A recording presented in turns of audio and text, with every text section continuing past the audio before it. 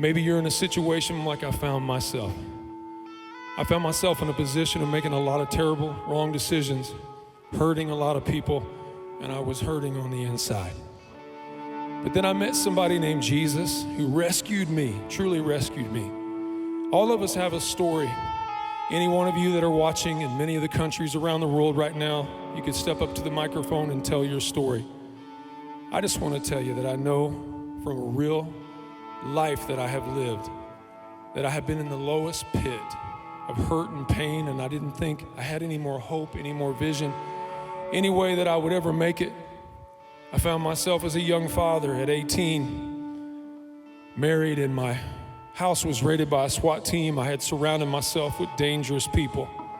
I put my little baby girl in danger. I was trying to find my identity, trying to find myself, but I wasn't finding it. I was on my way to total destruction, but thank God somebody somewhere was leading. Somebody somewhere had to be praying for me. So when they raided my house by a SWAT team, they did take my little girl from me, and they should have. And my wife and I went on to prison. But some of those people that were leading like Jesus, they just kept reaching out and saying, we'll pray for you. We're going to stay with you and encourage you. And they did just that. And I began to sense this hunger come up in my heart that I could find hope in Jesus Christ.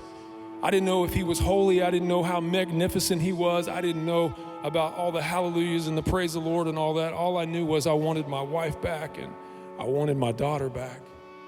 And I cried out to him, and I began to read what he said. I began to read his words. And I began to learn about the very mercy of God.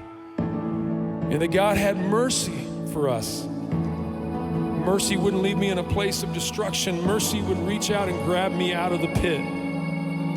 Mercy would say, Billy Ballinger, there's a way for you, and there's a way for the other people around the world if they'll just listen to the voice of God that's saying he wants to give you his mercy.